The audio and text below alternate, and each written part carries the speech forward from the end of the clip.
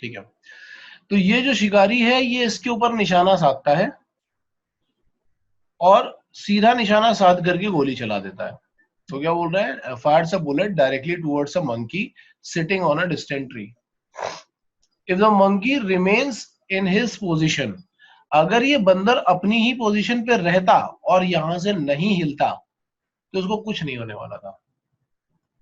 ये बंदर अगर इसी जगह पर बैठा रहता जहां पे ये है तो इसको कुछ नहीं होने वाला था। लेकिन चूंकि हुआ क्या है कि ये बंदर अपनी जगह से हिल गया है तो प्रॉब्लम क्या है। अब बंदर ने क्या किया, बंदर ने कैसा किया, अगर कहीं और जंप कर जाता, इधर उधर जंप कर जाता तो कुछ नहीं होता। अगर बंदर यहां से फ्री फॉल हो गया, if the monkey remain in his position he will be safe, but at the instant the bullet leaves the barrel of the gun, if the monkey drops from the tree, drops मतलब बिल्कुल जैसे कोई पत्थर गिर रहा होता, फल गिर रहा होता, अगर वैसे ही नीचे गिर रहा है तो बुलेट सीधा इसको आकर के ही लगेगा। बुलेट क्योंकि लीनियर पाथ फॉलो नहीं करेगा, बुलेट ये वाला पाथ फॉलो करेगा और बुलेट इसको आकर के लगेगा।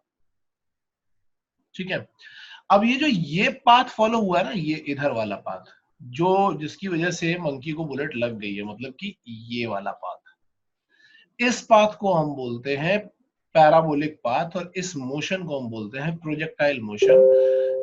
प्रोजेक्टाइल मोशन हम क्यों बोलते हैं उसको समझना, हम ये बोलेंगे कि सपोज हमने क्या किया, एक इनिशियल वेलोसिटी हमारे पास थी, ये जो इनिशियल वेलोसिटी थी u, जो मंकी के डायरेक्शन में थी, और ये जो थीटा होता है ना,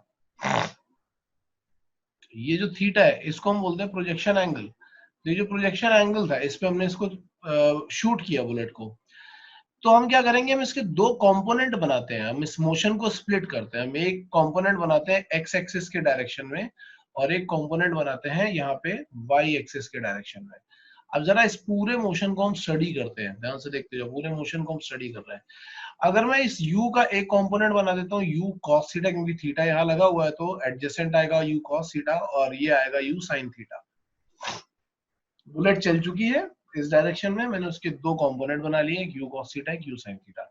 इस पूरे सिनेरियो में तुम्हें कहीं कोई एक्सेलरेशन दिख रहा है क्या? अरे हाँ या ना बोल दिया मंकी कोई। नीचे गिर रहा है ना, हाँ, जी से मंकी नीचे गिर रहा है, पर मंकी नीचे गिर बेटा मंकी नहीं, बुलेट की बात करते हैं, मंकी पे बाद में बात करेंगे। चलो अच्छा ठीक है, मंकी पे ही बताओ, मंकी नीचे गिर रहा है तो मंकी पे कोई एक्सेलरेशन लग रहा है? रहा है सर, जी लग रहा है। जी लग रहा है, एग्जैक्टली मंकी पे एक एक्सीलरेशन लग रहा है। अगर हम देखेंगे इस पूरे सिनेरियो में मंकी नीचे गिर रहा है, या बुलेट भी अगर इस डायरेक्शन में चल रही है तो बुलेट है तो हवा में ही, और हवा में है तो क्या होगा, उस पर एक एक्सीलरेशन डाउनवर्ड डायरेक्शन में तो लग ही रहा होगा, दैट इज जी। पे भी लग रहा है, हाँ बुलेट पे भी लग रहा है। हाँ, बुलेट पे भी लग रहा है एग्जैक्टली, क्योंकि जी तो हर जगह पर प्रेजेंट है।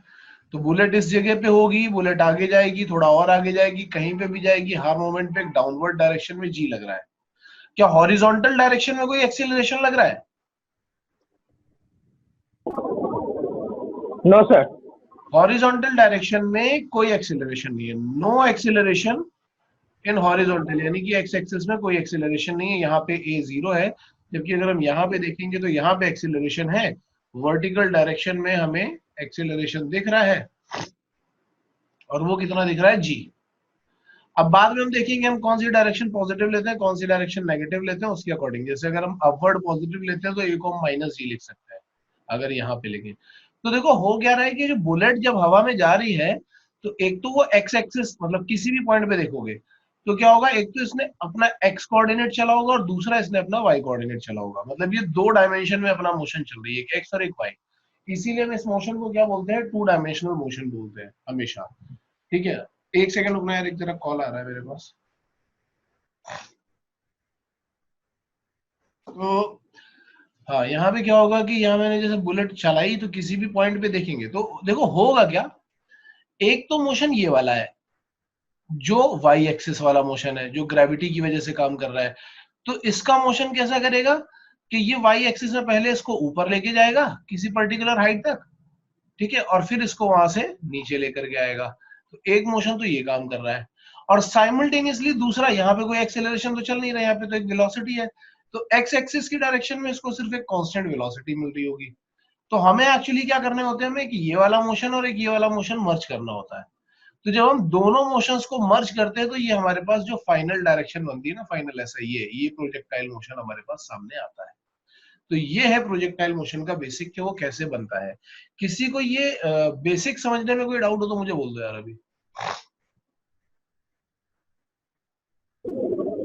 No sir. ठीक है।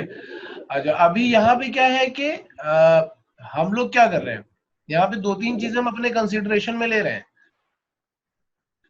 जिसको हम जो एक्चुअल में एग्जिस्ट करते हैं, लेकिन इसको हम प्रोजेक्टाइल मोशन में कंसिडर नहीं करते हैं, मतलब ऑलमोस्ट नेग्लिजिबल होते हैं वो।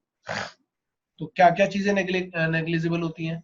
एक तो एयर का रेजिस्टेंस, ये नेग्लिजिबल लिया जाता है। एक्चुअल में तो एग्जिस्ट करता ही करता है, लेकिन हम इसको ऑलमोस्ट नेग्लिजिबल लेकर के चल रहे होते हैं।